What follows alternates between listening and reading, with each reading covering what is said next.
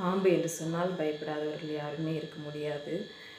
ஒரு பெரிய ஒரு பாம்பு ஒரு வீட்டுக்குள்ளாக நுழைந்து கொண்டிருந்தது. போகிற வழியிலே ஒரு பெரிய இரும்பு ரம்பம் அது சரீரத்தை கிழித்து போட்டது. உடனே கோபம் தாங்க முடியாமல் அந்த ரம்பத்தை கடிக்க ஆரம்பித்தது இந்த பாம்பு.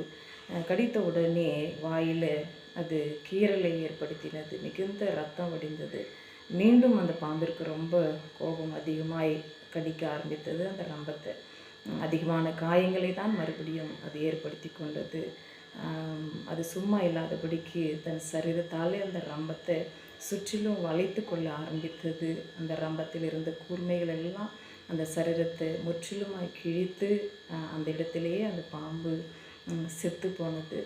இந்த கதையிலிருந்து நாம் எதை தெரிந்து கொள்கிறோம் என்று சொன்னால், இதே போல தான் நம்முடைய கோபமும் கூட, நம்முடைய கோபம் நம்மை அழித்து போடும் என்று வேதத்தில் சொல்லப்பட்டிருக்கிறது.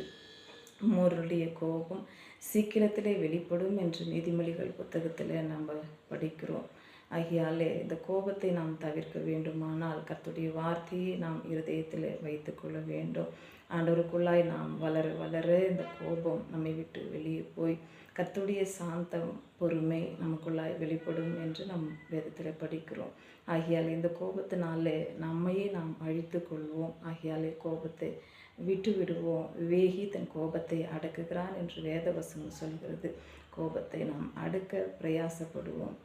நம்முடைய வாழ்க்கையில் பெரிய காரியங்களை நம்மளால் நிச்சயம் செய்ய முடியும். இந்த கோபத்தினால எவ்வளோ ஆசீர்வாதத்தை இழந்து போனதை நாம் அறிந்திருக்கிறோம். குடும்ப வாழ்க்கையிலும் சக நண்பர்களையும் உறவுகளையும் நாம் இழந்திருக்கிறோம். இந்த கோபம் நமக்கு வேண்டாம். எவ்வளோ கோபம் வந்தாலும் பொறுமையோடு சாந்தத்தோடு இருக்க நாம் கற்றுக்கொள்வோம். இயேசு சிலுவை வரைக்கும் அவர் பொறுமையோடு எல்லாவற்றையும் சகித்தார். கோபத்தை அவர் விட்டுவிட்டதை நாம் பார்க்கிறோம்.